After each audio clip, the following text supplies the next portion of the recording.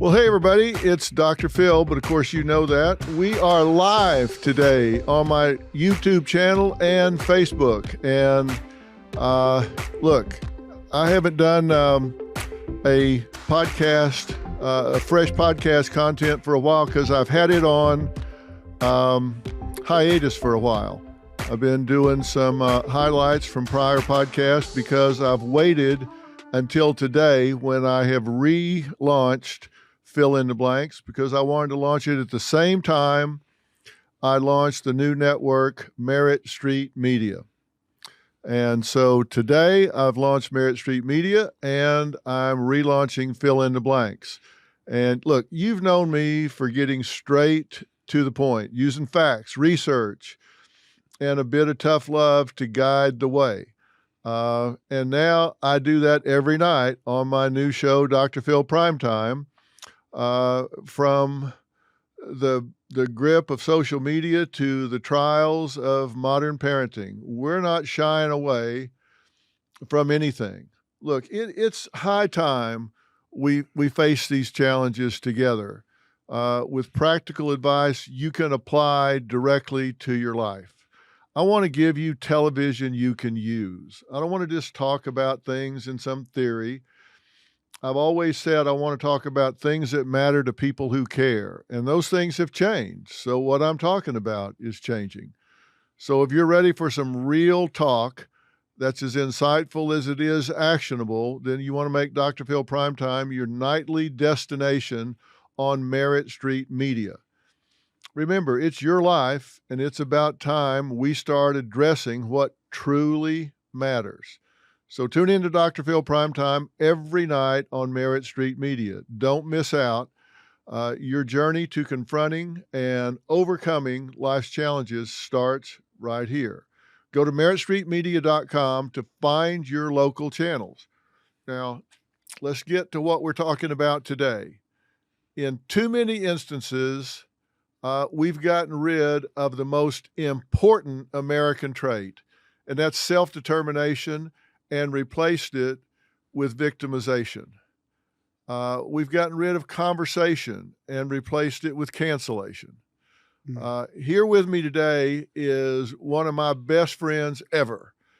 This is a great man. And when I say that he is a true friend, we talk about things between us that we don't talk about with anybody else. Just the two of us have closed door conversations that, boy, would you like to be a fly on the wall.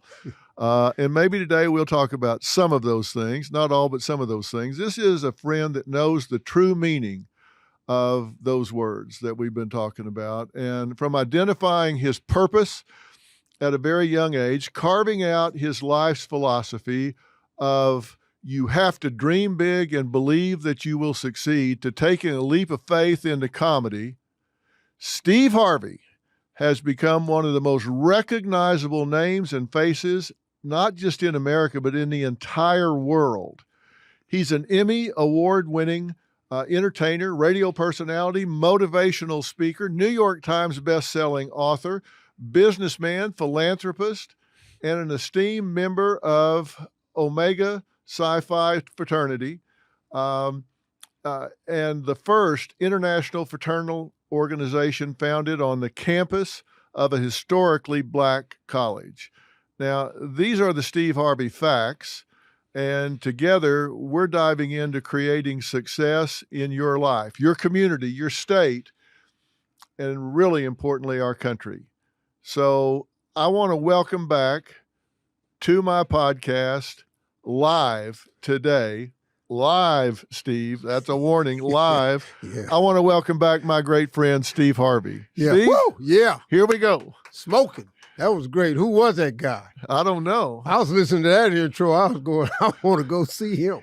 Yeah, don't you though? Yeah, man. How you been? I've been well. How about yourself? Man, I'm my life is shining, man. It's just shining. Do you seriously, do you ever sit back and take a pause and look at where your life is now and reflect back on where it's come from and think, how in the world did I get here?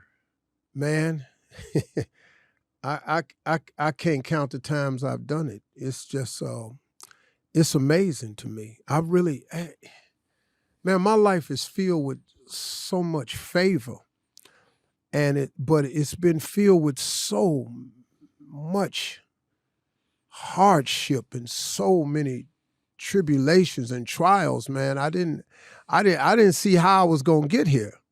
And then when I look around, when I take a moment, like you say, to pause and look at where I am, I'm amazed by it all. You know, I got some steps to my front door at my house.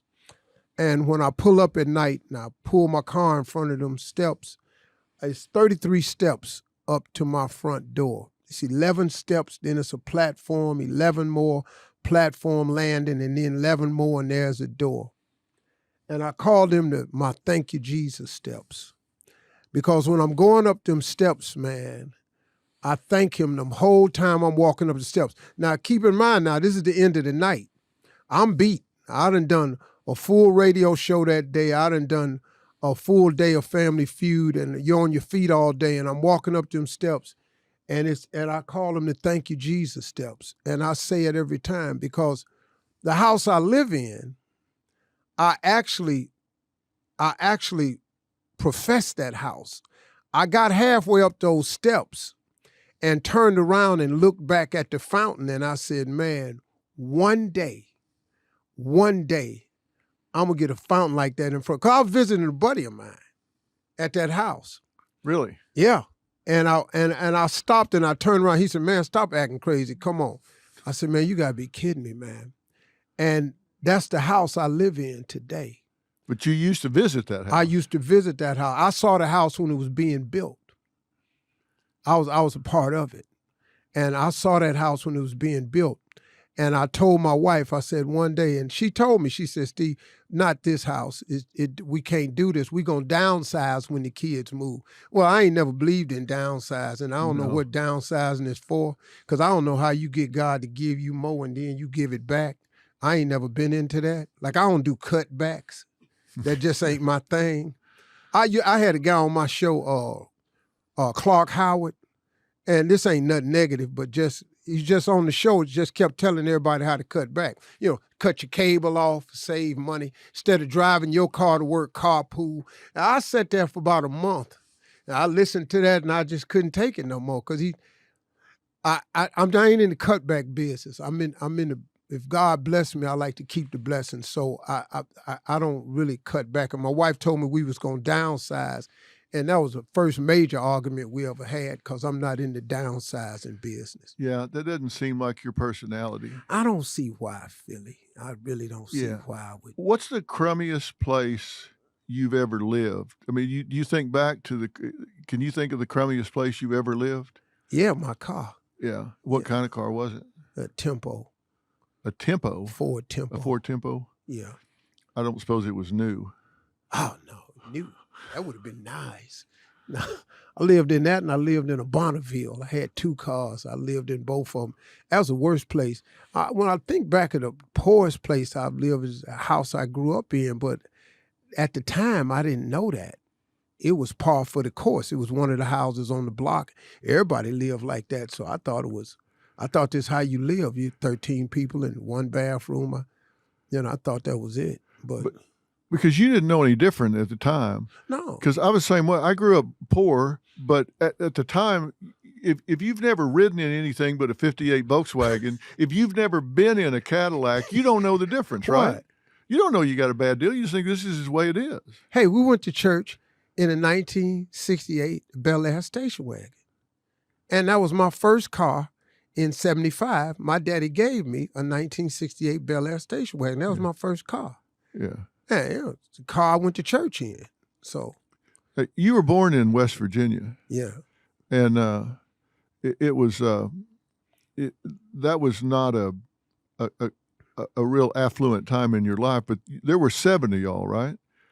Yeah. How many kids were in your family? It was 5 kids. 5 kids, 7 families. Mom and daddy was 7. There were 7 in the family. Yeah. Did everybody work and contribute when you were growing up? Yeah, that was a must. Wasn't no free rides in my daddy's house. He didn't. Yeah. When you, like we didn't have allowance and stuff like that. We had to work. We had to.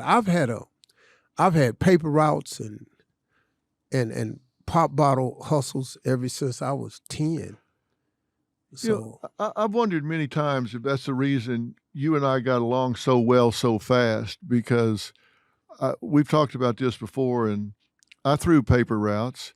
I picked up pop bottles, and you'd get a nickel for some, and you'd get a dime for others, and put them together. And we've had some of those same experiences. And I don't know about you, but I would not want my kids to go through that. But I don't mind that I did. I mean, it's okay with me that I went through that at the time. I wouldn't want to do it again.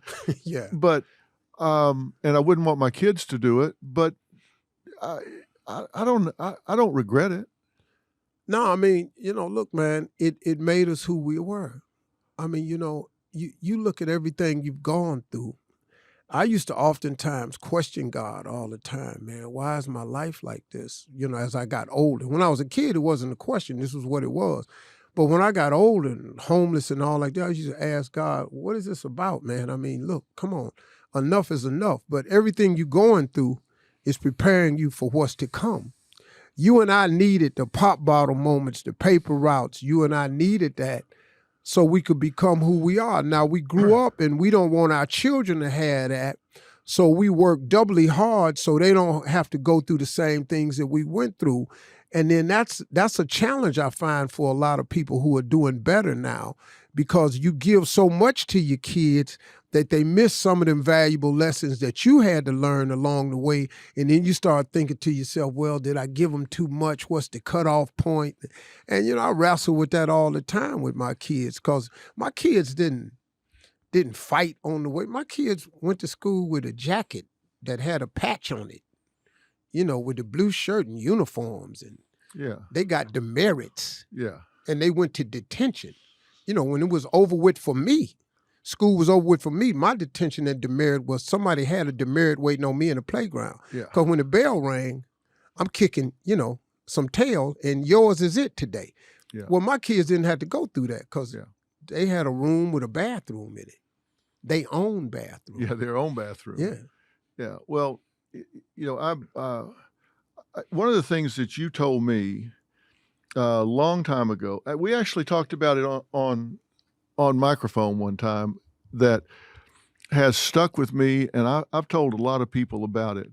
But you had, when you got older and got out into comedy, you told me about what you called your turn back moment, when you were living in an attic, and it was a turn back moment that and I wish you would talk about that a little bit, because it seems to me that you were within hours of having to go back home and get back into an hourly job instead of going to the Apollo. Because, look, man, I've said it before. Everybody, I don't care who you are, is going to have that turn back moment.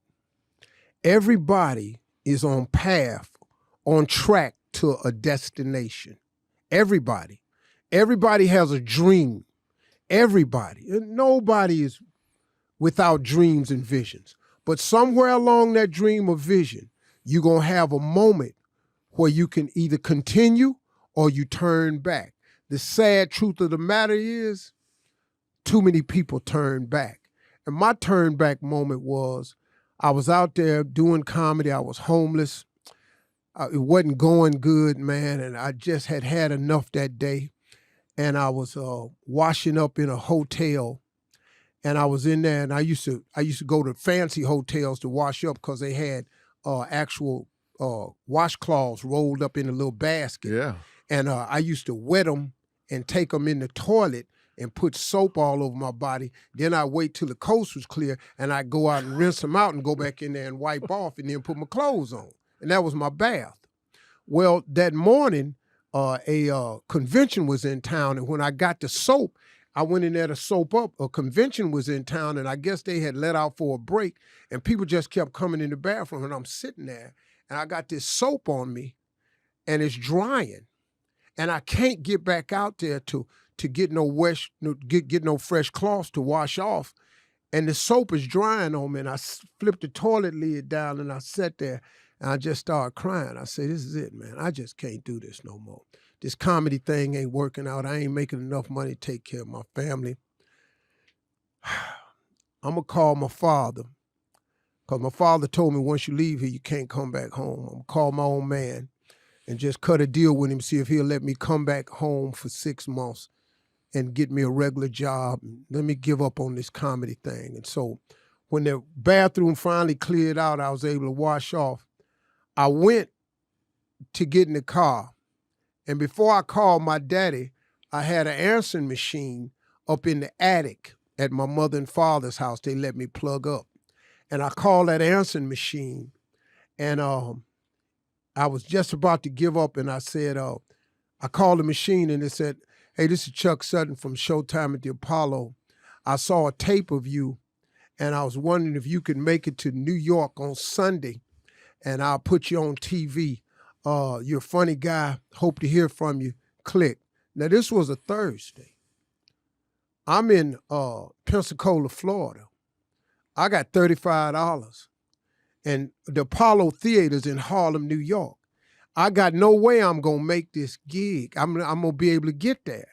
And all of this time, man, I've been wanting to be on TV since I was a kid. Here's this TV moment, and I can't even get there. And, man, I was devastated.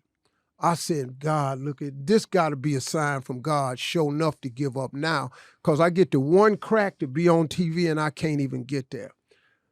So I sat down in the car, man, and tears is just coming down my face, man. I'm just sitting here going, I said, man, let me go and call my father. And I went back and I said, man, let me call and make sure he didn't say this Sunday.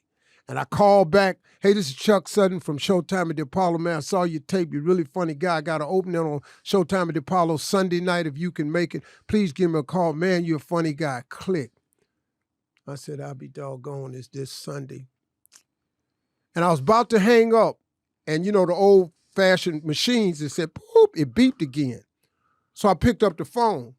He said, hey, Steve Harvey, this is Tom Sobel from the Comedy Caravan. I don't know where you are, but I got a gig in Jacksonville, Florida that pays $150. If you can get there, the gig is Friday night. I'll pay you $150. Let me know. I called Tom Sobel, said, man, I can get there. So I got there Friday night. I made the $150. I performed. I was so good, the club owner said, hey, can you stick around tomorrow night? I'll pay you another $150. I got $300 now. I get on that phone and I call Showtime at the Apollo, Chuck Sutton. I say, hey, man, you still got that opening? He said, yeah, I got that opening, man. I said, I'll be there. Eastern Airlines was in business back then. It cost $99 fly from Jacksonville to New York. I caught a $99 flight. My first time ever on TV, Showtime at the Apollo. I still got the shirt. I still got the tape. I walked out. I got a standing ovation. I'm backstage. I'm crying. I can't stop crying. I done been on TV. And I thought about it. And the reason I couldn't stop crying, because 2 days ago, I was finna turn back. 2 days ago, I was finna call my daddy and give up. 2 days ago, had that happened, I'm not here talking to you today. And that turn back moment, man, that gave me the faith and the understanding of really how God works. See, if you quit, it'll never happen for you. But if you're hanging there, you don't know when God gonna flip the switch. And he flipped the switch right, because he saw me finna call. He knew I was serious. He said, this dude finna give up. Let me rescue him. But he had orchestrated the whole thing. And I didn't turn back. And that moment changed my life. Because when I got on TV, on Showtime at the Apollo, that was the beginning of everything. Man, I've been on TV ever since. Yeah. But you hung in. I mean, you hung in and you didn't do it. You hung, and that $300, you could have taken that and gone home. No, I did that. Yeah. But you know, man, that's what I say to people all the time. Quitting guarantees you one thing. It ain't going to happen. Yeah. That's the guarantee of quitting. Hanging in there resides this little thing that's required. All you need is the hope. The hope. Faith is the substance of things hoped for and the evidence of things not seen. Just hope. That's all faith is. It's just really hope. And the harder you hope, the more faith you got. Hey, faith ain't nothing but hard hoping, you know. But you got to put a lot of elbow grease with it too. And I want to ask you, well, let's take a quick break, and then I've got to ask you a question that plays right into what you're saying. Let me do a commercial here, and it's about something I'm going to tell you that Steve and I have in common here in just a minute. And I'm going to do a shameless plug again for Merritt Street Media, because it is a new network where the rubber meets the road. This isn't just a new network. It is a revolution in common sense television, and it is straight from the heart of America to you. Now, look, this is a network that's founded on the principles of meritocracy, and that's just what you heard Steve Harvey talking about before we took this break. Meritocracy, rewarding hard work, rewarding hanging in there, and it's the spirit of Main Street. We're here to deliver content that speaks to you, about you, and for you. And Dr. Phil Primetime is just the beginning. We're rolling out the red carpet for shows that cover every angle of life as we know it, from family and relationships to the burning issues that are shaping our world today. And if you're ready for television that's as real as you are, it's time to tune in to Merritt Street Media, because this is just our story. This isn't just our story to tell. It's yours too. This isn't just my network. This is our network. Let's make television that matters, and let's make it together. I want you to discover a whole new era in television with Merritt Street Media. This isn't like a lot of other networks where there's one show and then you go to the next show and they don't have anything to do with each other. We've created a whole new ecosystem here where the news is involved with my show, and my show is involved with Nancy Grace's show, and Nancy Grace's show is involved with the behavior panel. I mean, all the shows are involved with each other, and Steve Harvey is going to have something to say about that in a few minutes, I bet. So to get involved, go to meritstreetmedia.com to find your local channels. There's a channel finder there, and you'll see exactly what I'm talking about. This is a passion for me, and I think when you tune in, you're going to see why. But I don't want you to just tune in. I want you to call everybody you know and tell them about it. I've written a new book called We've Got Issues, How to Stand Strong for America's Soul and Sanity, and it is the blueprint for this entire network. It's a blueprint for our news. It's a blueprint for Dr. Phil Primetime. It's a blueprint for everybody involved in this network, because we have shared values. And I think you'll share them too when you tune in. Now, Steve, you were talking about faith being just hoping real hard, but you put action with that too. And you said you wouldn't be sitting here today if it wasn't for that. You and I have been friends for a long time, right? Mm-hmm. I mean, and I said before, we talked about some things that we can't really talk about with anybody else because there aren't very many people that do what we do. Right. I mean, we're both out there every day. We're in people's homes every day. Right. People feel like they know us because we're in their home every day. You're in my home almost all day, every day. Right? I mean, I think you were at my house one time and I pulled up the record guide. I think we had 430 episodes of Family Feud recorded in a row. Yeah. Because Robin just records them all. Yeah. And watches them all. And people see you, and I mean, you have a great gift for humor and banter with people. You go back and forth with them. That's why Family Feud it's got to be the most successful game show like that ever. I mean, I don't know of anything else that's had the longevity you've brought to it, the energy, everything that you've brought to it, because you're just authentic with the people, right? I mean, you don't you don't really know, you don't have a clue what you're going to say when you walk out there because you don't know what they're going to say. Right. you just let yourself kind of come through.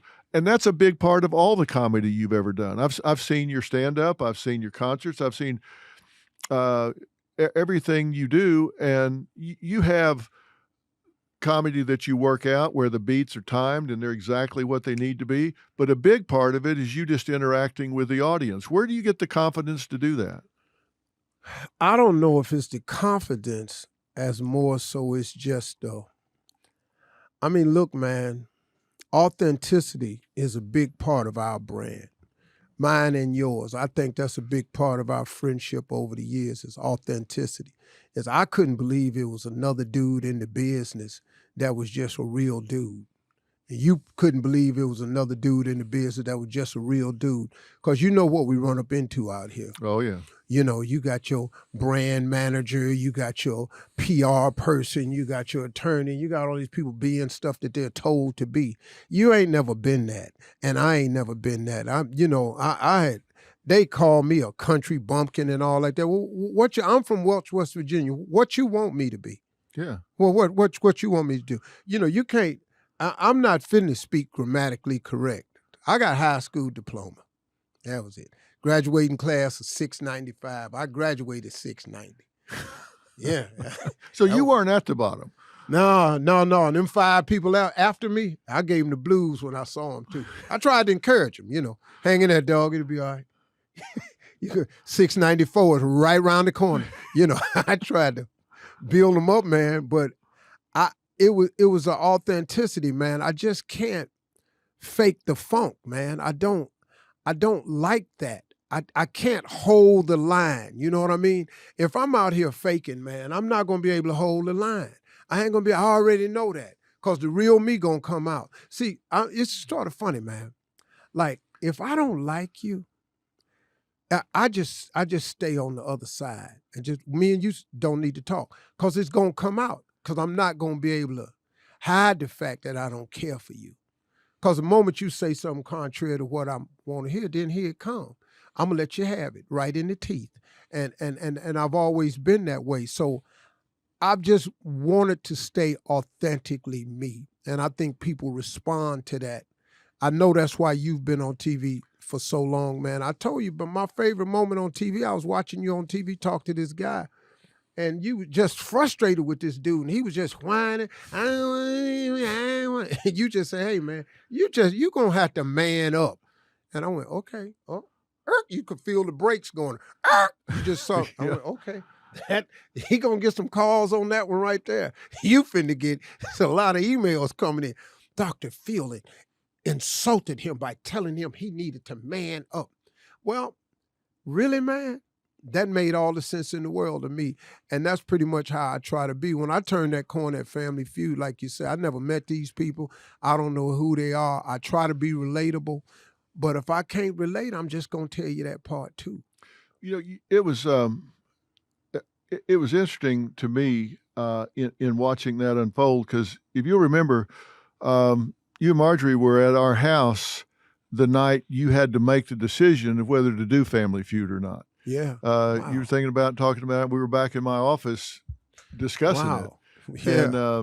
And that was the night it was a deadline. You had to tell them whether you're going to do it or not. Yeah. And they were pushing you hard. And we talked about the fact that, you know, the game show, the game part of it, you know, that's part of it. It's like you said, it's a survey.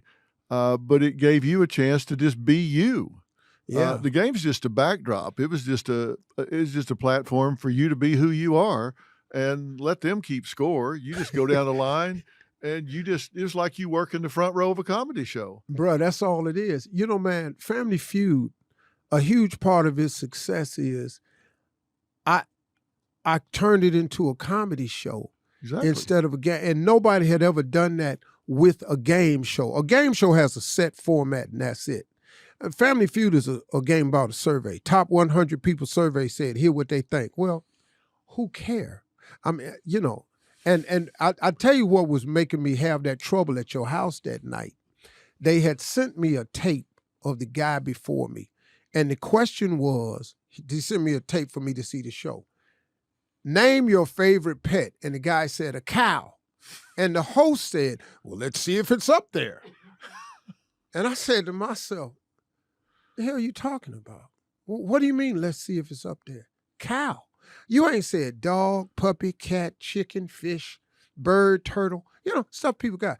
Who got a cow walking around their living room? And I said, what? I said, so why would I do that? The lady said, you would say that to the contestant? Yeah, I'm not going to turn and say, let's see if it's up there. But first of all, I know it ain't up there. And that's secondly, let's find out why you thought that ignorant answer would be up here. She said, you can't make disparaging remarks against the contestant. Yeah, watch me. I said, lady, what you bring me down here for? You know who I am. You seen my tapes. I don't make disparaging remarks. Lady, I'm an observational humorist expert. I made an observation that you said a stupid answer. What I do is I now say what everybody at the house is thinking. And that's what I did. And man, they told me that won't happen. I said at your house that night, I said, Philly, I don't know, man. And you told me, you said, man, why don't you just go in there and be you? Yeah. And I said, okay. And then I took the gig and that was it. Yeah, that was it. 7-time Emmy winner, New York Times, #1 best-selling author, Act Like a Lady, Think Like a Man, 64 times on the New York Times bestseller list, 23 of those at #1, 2 Marconi Awards for radio, 14 NAACP Image Awards, BET Humanitarian Award. I know you got a star on the Hollywood Walk of Fame because I gave it to you. Yes, sir. Yes, you did. People's Choice Award, induction into the National Association of Broadcasters Hall of Fame. Yeah. You've taken that authenticity, and it's obvious people respond to that. All that from a country bumpkin. All that from a country bumpkin, a bald-headed country bumpkin. You stupid hick. Okay. I ain't even going to tell you how many trips down to the bank I made. We'll leave that alone. You just laugh all the way to the bank. Bruh, Country hey man, bumpkin. Let me tell you something. Hey, man, somebody asked me one time, they said, Steve, how come you don't respond to the haters? Listen, man. First of all, haters don't stop nothing. They are not decision makers, power brokers. They don't stop nothing, man. And they don't pay your rent. Bruh. and I mean, I've learned so many things. Do you know what I've known? And you know this, and this is for everybody watching. You've never, ever had a hater that was doing better than you. Yep. No doubt about it. Ever. Nor one that wouldn't change places with you in a heartbeat. Bruh. So when people talk about, man, why don't you respond? I wish I would. Stop and take my light and shine it on your little bitty self. You an ant cutting across the cornfield. Yeah. Bro, you go head on. You ain't even corn. So I wish I would stop. Man, I don't have no problem. Matter of fact, now, man, I'm so battle tested with the internet now. Me and you was talking about that and how TikTok is running the airwaves now. And the reason I know about TikTok, because I work with a lot of young people. Yeah. And their world is TikTok. One of them sitting over there right there. He's the TikTok king. He's the king of TikTok. All of his news come from TikTok. Yeah. Well, then you know it's right. If it comes from TikTok, you know it's right. Bro, he'd been on about 8 diet plans off TikTok. Yeah. Yeah. Been at work where we couldn't find him. Yeah. Yeah. Well, here's the thing, and I'll tell people this, and then you can tell them why. We've been talking about Merritt Street Media, the new network that we launched today, which is why we're celebrating with kicking the Fill in the Blanks podcast back off with this live broadcast. But Steve Harvey, if you don't know, is part of the Merritt Street Media family. In fact, he's an equity partner in Merritt Street Media. He and I are partners in the network here. And I called Steve some time ago and said, hey, let me tell you what I'm doing, and you need to come do this with me. and I described it to him. And what do you think when I called you about this? What, honestly, man, Yeah. I mean, first of all, I was floored because, I mean, y'all, look at me. Dr. Phil calls you. Dr. Phil McGraw. That's who y'all call it. I call him Philly. Philly calls me. You know his track record. You know what he does. And he says, hey, man, you know, me and you, we've been friends for a long time. I got something for you. I want you to come with me. I want you to be an equity partner in this deal with me. And I want you to, this is what we're going to do. We're going to open up a TV network and we're going to produce TV. And I want you to have a place where you can bring content and ideas and how you really think and feel. I want you to come do it. And I went, okay, first of all, are you joking? You got to be kidding me, right? Okay, you called me. And so first I'm thinking, okay. First, you know, here's the crazy part. I know you didn't need no money. That was cool. I was relaxed right there. Because this ain't a dude that, you know, Philly, we don't have a relationship where, you know how you got people call your house and you go, oh, what the hell they want? Well, he don't want no money. So I said, okay. And then I thought about it. And then I said, so what are you saying, man? I said, hey, man, can you send me something over? Within 5 minutes, he sent over a whole presentation. I mean, it was so complete, pictures of the studio he was building and what it was going to look like when it was finished. And I said, is this dude for real? So I said, so Philly, you just want me to join in with you? He said, man, I ain't thinking nobody else. You it. And I hung the phone up. I called my wife. I said, baby, I just got a call from Philly. She said, how's Robin doing? I ain't talk about that right now. Listen to me. Robin had on some shoes the other day. I was going, where are we going with this? What's happening? And next thing you know, I said, this is what he want me to do. She said, okay. So when you going out there? I said, baby, this is what he want me to do. She said, Steve, it's Dr. What you want me to tell you? You know how many stupid things you've done? And I went, that's where you going to go with it now? And so that was it. And then he sent the stuff over and I couldn't believe it, man. In all honesty, this is what you call favor. This is, man, when you going along and God just do a solid for you.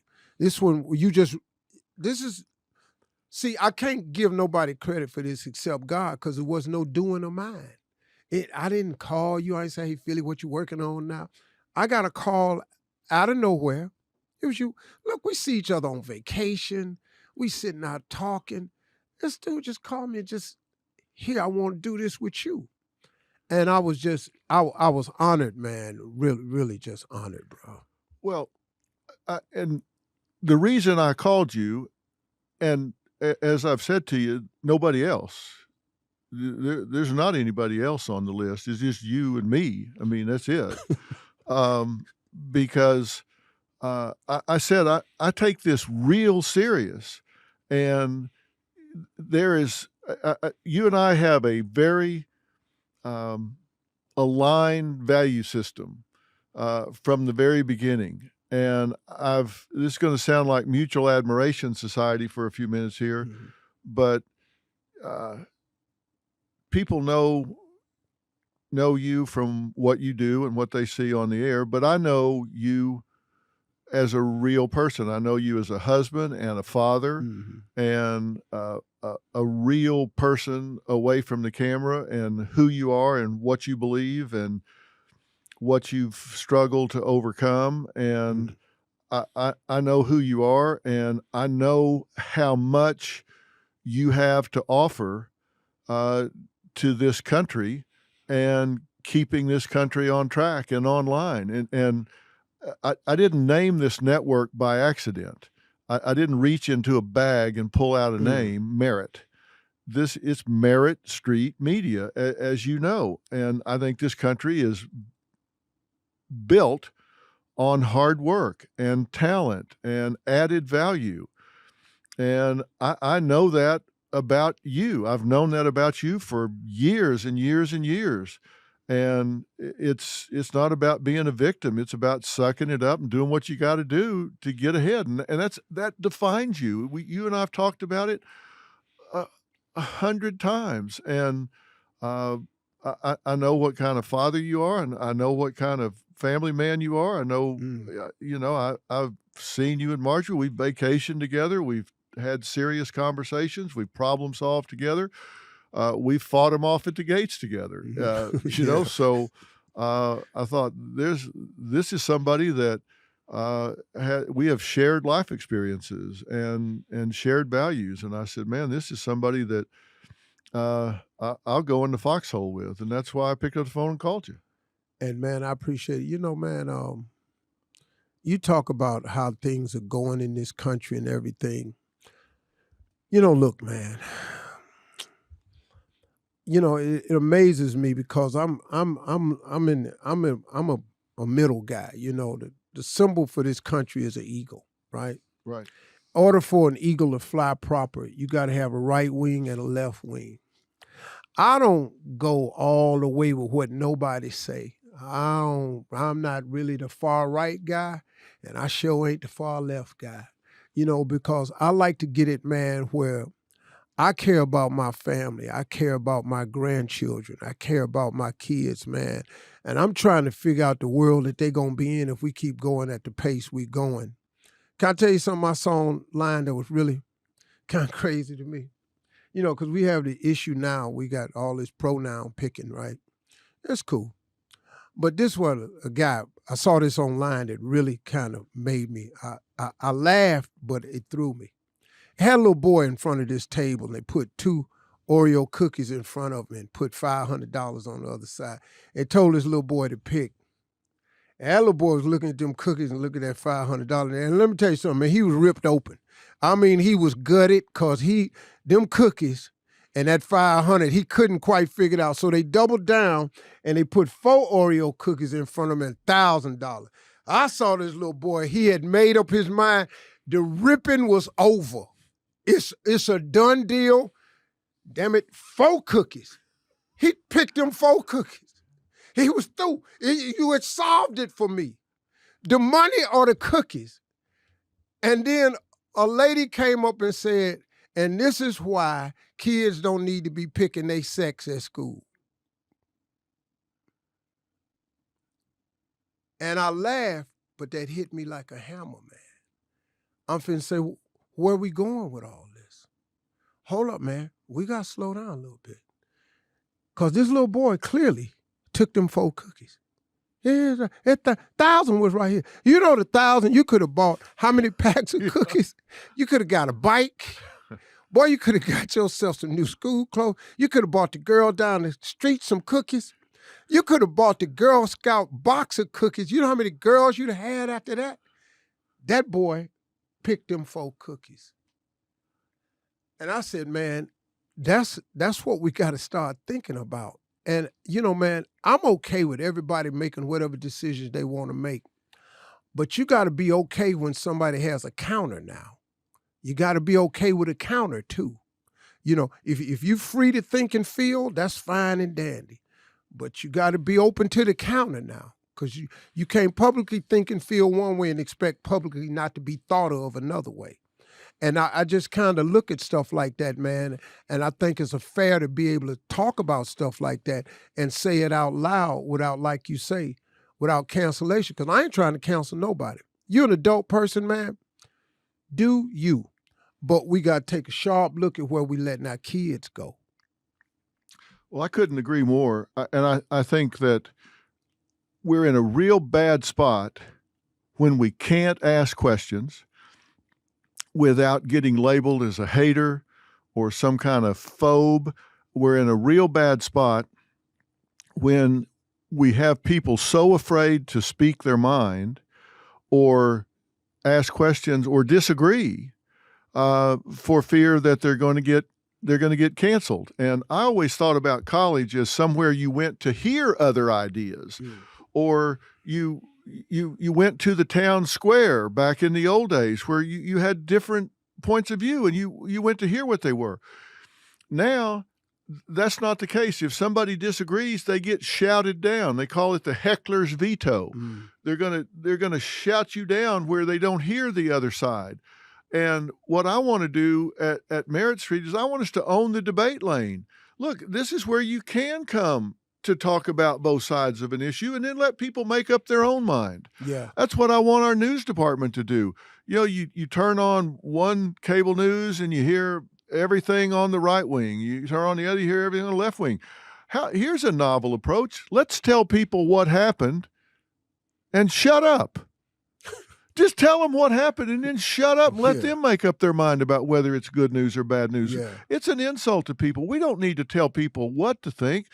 We need to tell people how to think.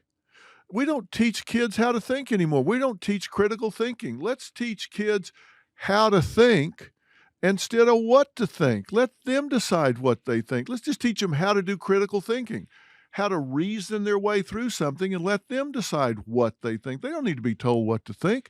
That's what's happening in college right now. We're teaching kids what to think instead of how to think. We need to teach them how to go through the thought process. Yeah. That's what's important. Yeah. Yeah, man.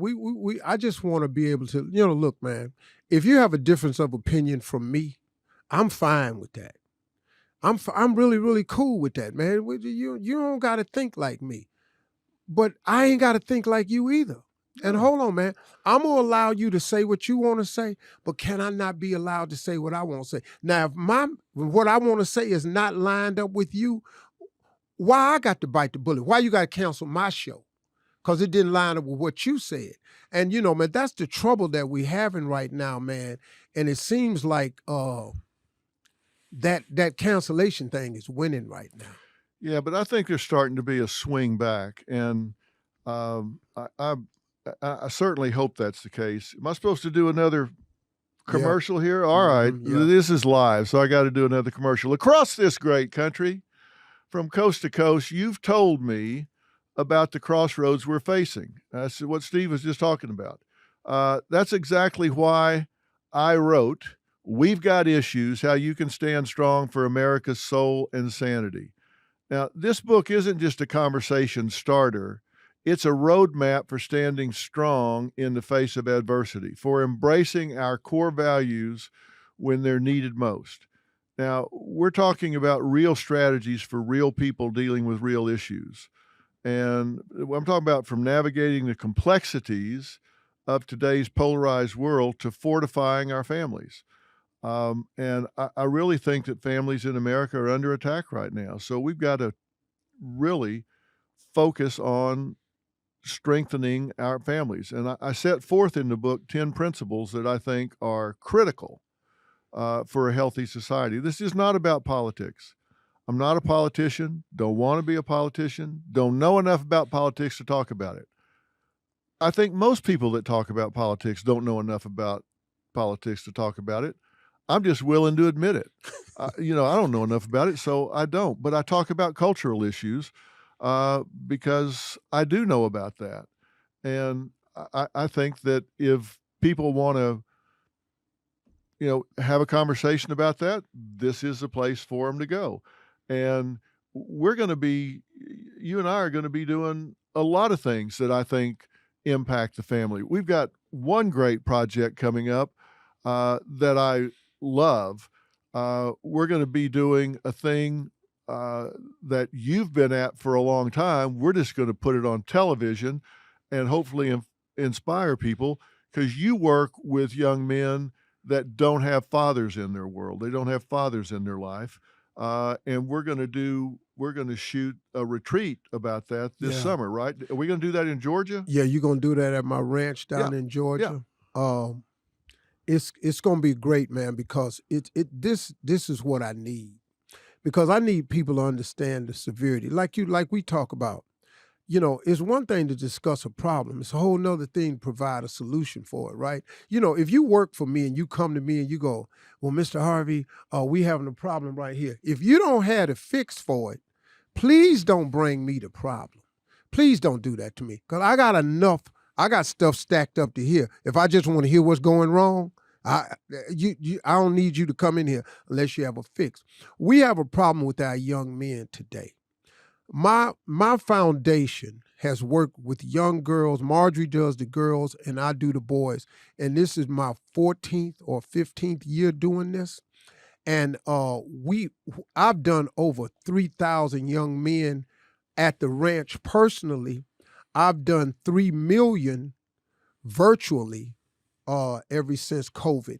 3 million young men. I've done 3,000 live that I bring to my ranch. And what I do is I bring young men to my ranch who don't have active fathers in their life. So they're from single parent homes headed up by women. Because I know the daunting task that women have in raising a young boy. Because how do you get this woman to possibly turn this boy into a man? That's got to be tough when you've never been one. So I offer my assistance.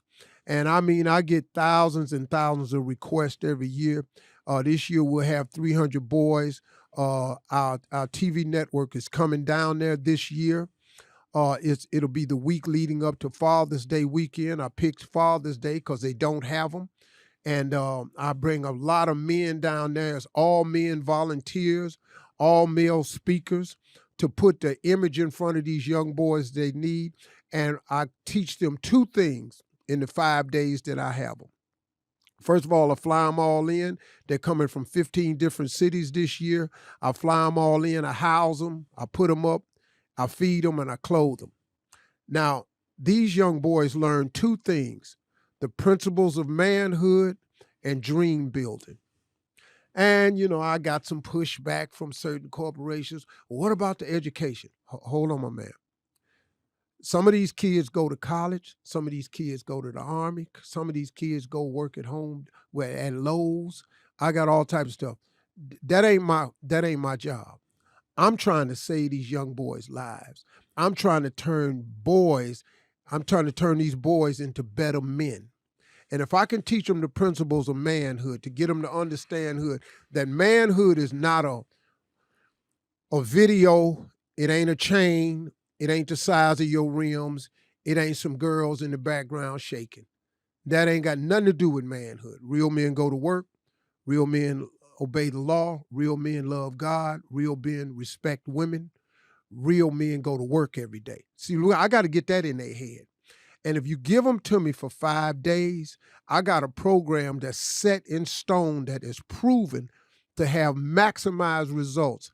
I have turned out of this program young men who are in the military, young men who are managers in department stores. I've turned out young men who are engineers. I've got ministers from this program. I've got young men who are in medical school. I've got so many college students. I've got the track record to show you that if you put a dream in front of these young boys and teach them how to dream, see, the dream will inspire you to get an education. That's the problem we have. See, we keep beating these boys over the head talking about, go to school, go to school. Why? Let's talk about the dream. I had a young boy 4 years ago came to the camp and told me he wanted to fly airplanes. He was a D student. Today, this young man is a pilot. Because once you told me that you want to fly planes, I put some pilots in front of him. I got him to go down and get on the airplane with some pilots, and they talked to him. Well, he found out I got to do better in school because I need to be good at science and math because I put the dream in front of him. I had 2 boys that was gangbangers, and these cats was at it, man. It was Crips and the Bloods, and these 2 boys, I couldn't separate these dudes, man. Every time they saw each other, them 2 little color rags was at it. Now, one of the little boys, I couldn't save him. And I can't tell you where he is today. But one of the young boys come back to the camp. He's one of my top junior councilmen, and he's an engineer today. Wow. See, I ain't going to save everybody. I ain't no miracle worker. But the church ain't saving everybody either. So, hello. But I can get most of these boys on track.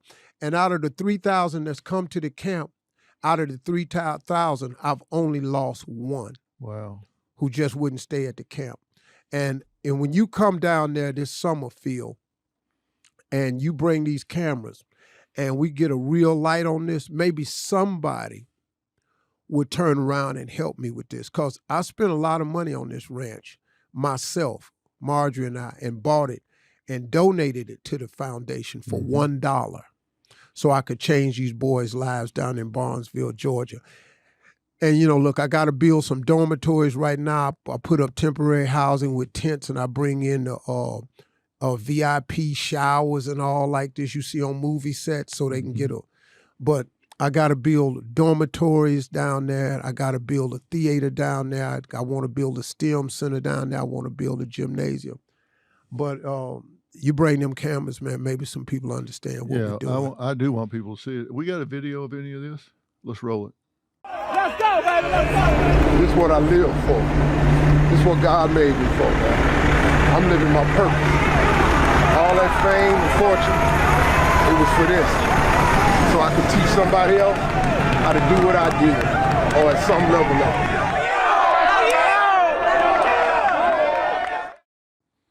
Well, how many boys at a time? 200 to 300 each year. Each year, now, all at the same time? All at the same time. Yeah. It's just truckload, man. And how old are they? From 13 to 18. 13 to 18. And how do they sign up? How do you pick the ones that come? Well, they write a letter. Uh-huh. They write a letter. That lets us know if they're really interested. Now, sometimes, the ones I pick mostly troubled youth. We got some straight A students down there, just don't have a father active in their life. And then I got some cats that ain't doing well at all. That's usually who I pick. I want that little boy that look like that they trying to write him off and tell him he ain't gonna be nothing, because I heard that before. And that's what we get. Yeah. And how long do they stay? They stay about 4 days. 4 days. That's all I need to ingrain in them. See, it's real easy, man, because to get to a boy, I know the way. First of all, I want to know what you're dreaming about. And then I want to know what type of girl you want. See, once I find that out, and then I start telling you what this girl gonna want, and then that's gonna tell you what you gonna need to do, I have their undivided attention. Because I know what it's done. It's real simple, man. You got to get down to basics like you talk about all the time. You talk about common sense TV. See, they going about this the wrong way. Man, if schools would implement a dream building course, they could save themselves a lot of trouble. Yeah. If you could ask the kids, what do you dream about? You got to stop and talk to your kid every 4 months about what they dreaming about. If you talk to them about what they dreaming about, what they really want in life, you have their attention. But you can't keep beating them over the head with, you got to go to school. You got to get your lesson, get your lesson. That little boy sitting there going, what are you talking about? Mama, we poor. We can't even eat right now. These lights is off. I mean, that's what they dealing with some real situation. And then you get out here in this world and you got Instagram and TikTok showing the flash and pizzazz of life without showing what's really happening. And these kids try to find a shortcut to that meal ticket, and it ain't one. No, and listen, I've talked to so many of these gangbangers, and I've talked to some that have been really up in the hierarchy of the gangs, and a few that have gotten out. And they tell me straight up that when they hear me say the number one need in all people is acceptance, that's what the gangs use to turn these kids' heads. They don't have fathers in the home. They don't feel a sense of belonging, and that's what the gangs sell. They say, hey, listen, we got your back. We love you. You belong here.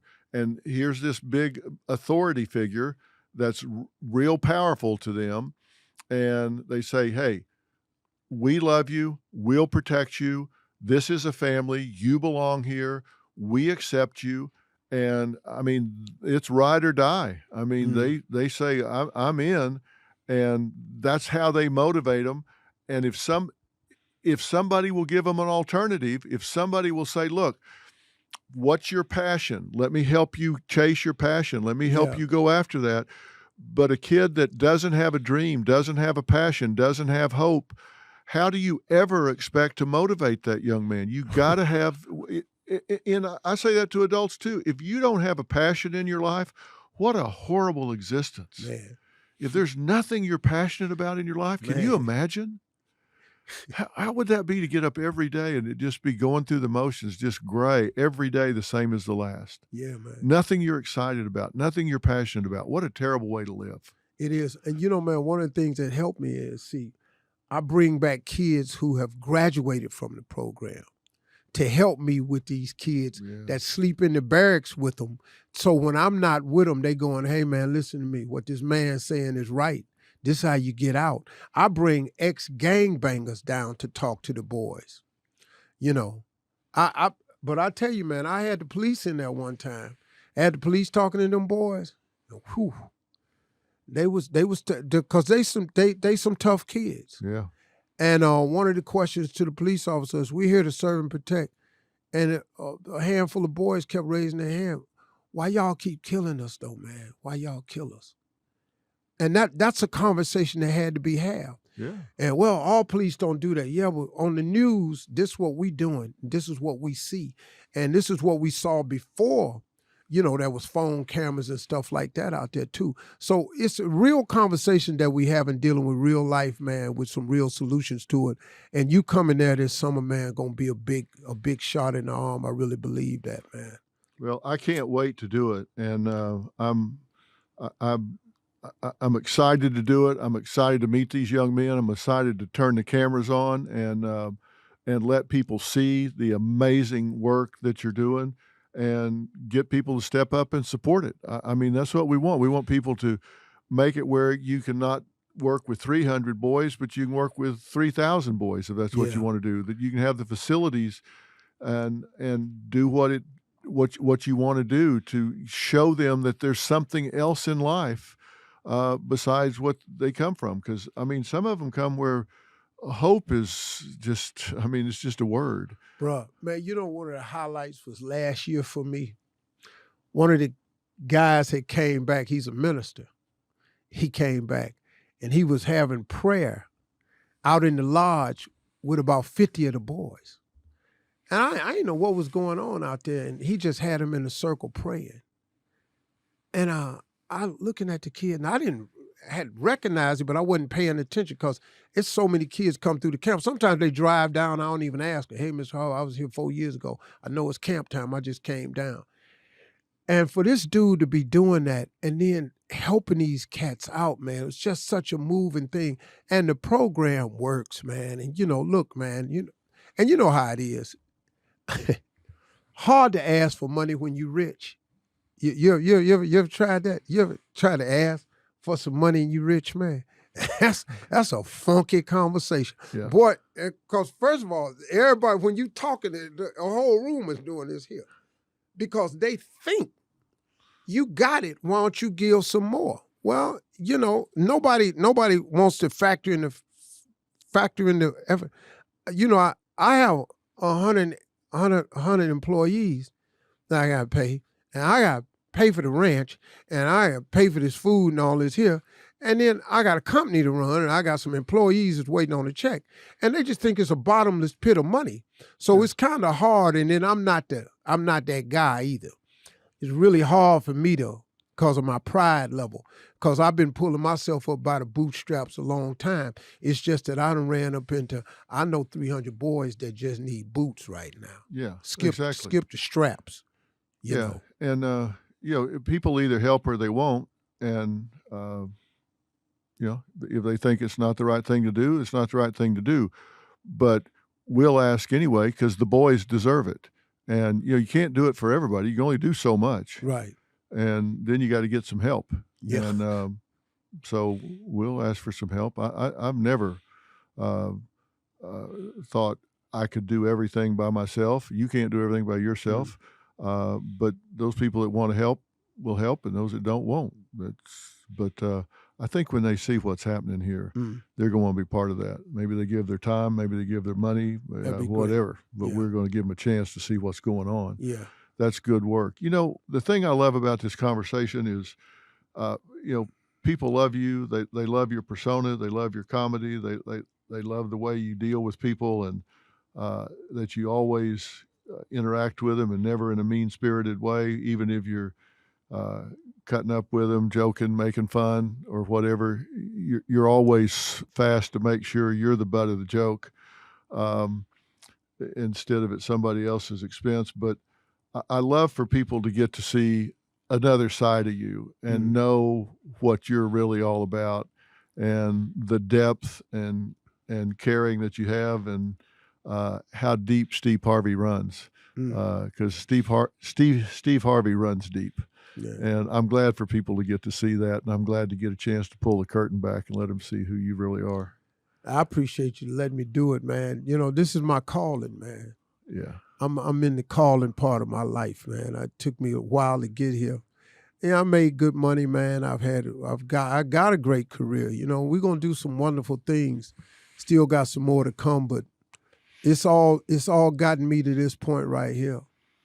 My purpose is, my mama used to tell me something when I was little and I didn't get it. She said, son, one day God gonna give you a big house up on the hill. You can't get up on the hill and don't tell nobody else how to get there. Yeah. I ain't know what she was talking about back then. Yeah. I got it now. That's what mentoring's all about for you. That's it. I got a house on the hill. Yeah. And now I'm trying to teach as many people as I can how to get up there. And this mentoring camp is it. And Merritt Street is another part of it, which is going to let me be able to get to a whole lot more people a lot faster too, man. So I appreciate you picking up that phone and calling me and thinking of your old dog. And, you know, me and you, man, we got a couple of ignorant things. You know, people don't know this about you, but you're the first person's house I ever went over that had an electronic toilet. And you didn't tell me that it was electronic. And you told me, you sent me in that bathroom knowing good and hell well you was going to be out there dying laughing, because as I finished in the bathroom, I was standing there and there was no button or handle to flush. What activates the flush is you step away and then it automatically flushes. Well, I'm standing there for 15 minutes. I'm under this toilet bowl looking for a button because I got to flush this man's toilet. Because ain't no way in the world I can walk out of here without flushing this man's toilet. He won't be talking about me. And I knew you was out there laughing at me. I knew it. I knew you was. Because you knew I was in there too long. Well, I figures Hillbilly will walk away eventually. Yeah, but I couldn't. God. You know, I told you that it was a simple process. I wasn't going in there for the big one. It's just a little short. I'll be out here, 30, 40 seconds, unload, skeet, come on out. That's all I'm thinking. Boy, I was in there, I couldn't find that button, and I knew you was out there laughing at, because let me tell you what you did. When I came out, you was sitting on the couch, you was just, had your arm folded, you was smiling. I said, hey, Phil, you said, you couldn't find the button, could you? No, you know what he said? He said, I know what you're going to do. You're going to dip it out of there and sell it on eBay.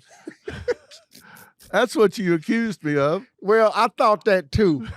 But I want to thank you, because now every toilet in my house is that way. And I put them in the guest powder room too, just so I know. And when my partners come over from Cleveland, yeah, I'm thinking about putting the camera in there. You bring some boys from the hood and just stand out Boy, there. Let me tell you something, man. I heard that one guy was in the bathroom. I heard what? Damn. The hell, he was just in there cussing, man. I was outside the door, and then he said, hey, man, you outside laughing? I couldn't help it, man. Well, it was Robin that put those in there. It wasn't this bald-headed hillbilly over here that put them in there. And then she thought they're so cute. There's no buttons. There's no handle to flush. I could see Robin doing it now. Yeah, exactly. They look like little hat boxes and everything. Yeah. They're real cute. Yeah, well. You can't tell whether the toilet seat is up or down. Yeah.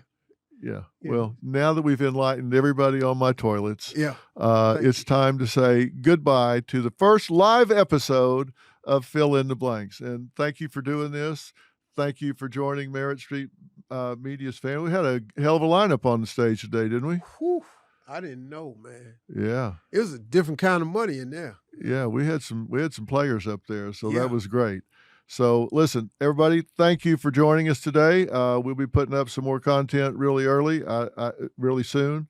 I don't know how we can top sitting here with Steve Harvey, but we'll be following this up with some other content.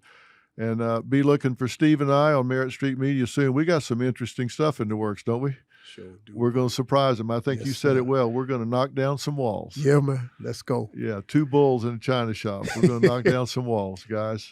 Thanks so much. 8 p.m. prime time tonight. Yes, you can watch it tonight, 8 p.m. Eastern, 7 Central. Go to merrittstreetmedia.com check Channel Finder, put in your zip code. It'll tell you exactly where you can watch it. 7 p.m. Central, 8 p.m. Eastern. You can see on Steve's Fireside Chat tomorrow as What's well. that? Fireside Chat tomorrow. Oh, Yeah, that's right. tomorrow. And You'll be on my fireside tomorrow, chat. I'm going to be, Steve's going to be interviewing me, getting even for me interviewing him. Woo, it's going to be good. And you have to be gentle tomorrow. And it'll that's be on, easy. hang on. That's Steve on Harvey Network. That's on the Steve Harvey Network, Fireside Chat, tomorrow. And is it going to air tomorrow as well? Yes, it's live. It's live. Yeah. Okay. All right. Be So, careful. Fern, what else you got for us before we say goodbye? That's it. Steve Harvey Network tomorrow, 12 noon. Dr. Phil will be my guest. We're going to have a good one. And if you want to feel good, grab some of those. And, of course, if you want to feel good, at a Walmart near you, the new product, Elevate You. This is a great one right here. This is for your alert and focus. There's a green drink also. It's And delicious. it's one for digestion and one for your immune system. Elevate You is in Walmart today. It's a Steve Harvey special. You want to feel good. That's what she told me to tell you. Now, hold on. What the hell is this? Give me that. Give me this. Yeah. This is yours? Yeah. That's Is in this what you were Walmart. talking to Robin about? Yeah, that's part of it. Yeah. Yeah, she was really excited about this. It's Yeah. delicious. So Elevate You. And your producer uses it. LaFern does? Yes. Mm-hmm. Oh, well, she's kind of nutty. No, That's just what it's kidding. for. It's no, for she's nutty very people. No, she's very health oriented. This is part of this health journey you've been on, Yeah. because you look good. Oh. You really look like you're very svelte. Thank you, Phil. Thank you. No, you really are. You're not at all. No, thank You look sir. better than you have in a long time. That I hate ain't to no tell lie. you. No, that ain't no lie. That's true. I'm actually reverse aging, Phil. Is that what it is? Yeah. I've actually taken some step back. I've lost 30 pounds. Oh. Yes. That's what I mean. You're skinnying up. I'm at 17.2% body fat, Mm. which for a 67-year-old dude is pretty Yeah. and it's I'm gonna get better. My goal is maybe 15% body fat. I don't want to say that. I want to say 14, but I'm scared. So let's just leave it at that. I'm just trying to live a long time. I just got this money. So I'm just trying to, summer before last is when it really hit. So I'm just trying to stick around. So this is in Walmart. Yeah, it's in Walmart, man. Really? Yeah, And it's called Elevate You. yeah. Well, Robin was really excited about this. That's how I know you'll be taking it soon. Yeah. Yeah. That's exactly right. Yeah. So she's going to have this. She's going to have me all over this. Yeah, and I got a green drink and gummies, and it's got a stick pack, and it's just gonna change your whole everything. There's more to it now. You're gonna have to do a little bit more, but that's the beginning. Wow. Yeah. So you have a video about this? Mhm. Huh? Well, play it. Let's All look at right. it. Let's go. Oh, do you? Yeah. I mean, we're here. Let's do it. The problem I was having with this whole green drink phase that I was going through was the taste, right? I knew that the broccoli, I knew the kale, I knew the spinach was good for me. I just couldn't get it down. So when I came to you, what gave you the notion that you could put some chocolate with this? Because look at this right here. You put this on a plate, show it to somebody, they'll go, what the hell? And you went, yes, what the hell? And you put it together. How? How did it come to you? What? Well, we knew that chocolate was something you really enjoyed, so we were motivated to figure it out. It certainly isn't the flavor profile that normally goes with your greens, but what we decided to do was import chocolate flavors from Europe. And so we imported a ton and tried them out to see how we could get it to actually combine really well. And we found a way to actually combine it, and just a lot of trial and error, and we got it to work. That's actually John Lyons. He's a Harvard scientist, nutritionist. He's a guy from Harvard. He's way smarter than me. I didn't even know what he was talking about. So this is part of the whole program. Yeah. And this is you've used this to help get out of your comfort zone and Brother. really get into what you're doing. It says Steve Harvey's Elevate You. Yeah. Okay. So why you been holding out on me on this? Well, Why didn't you tell me about this before? You know how it is when you got a friend and you kind of in a competition, you want to try to catch him a little bit. So I wanted to try to get in shape and then bring it to your attention. Yeah. You know? Well, yeah, thanks for caring so deeply about I do. how great a shape I'm in. Well, Yeah. you waited till you built Merit before you called me. You know, like I wasn't there. I didn't see myself designing no studio or nothing. So Yeah. Well, now you're going to design my body. You're going to turn Robin loose on me? I'm gonna turn your wife on you. I know how to do it, man. Is this a gummy? Yeah, it's a gummy. So I can eat one of these? Yeah, you can eat one. Is it going to taste good? Oh yeah. Let's and, hope so. And your brain, it will focus you. Like, you know how sometimes I can go off? Well, it focused me, Dr. Phil. How you can go off. You know, on tangents. Oh, yeah. Okay. Yeah, I know. She can go off sometimes. Yeah. But she's really smart. I got to give her that. Right here, like I just chewed that one just now, and I'm like 30% smarter. Right Really? now. Yeah. Yeah. How many of these you eat at a time? I try to eat about 13. Yeah. I'm a low number. Well, I just had 2, and I feel like I could just tear up a Rubik's Cube. No, that really is, it does taste good. It does, man. All right. Thank you, brother. Well, Robin talked to me about this already. She digs into this, and it's serious. Elevate You. It's in Walmart right now. So go get some of this and download the Merit Plus app when you feel smart enough to do it. Okay? Thanks for being here, everybody. So long.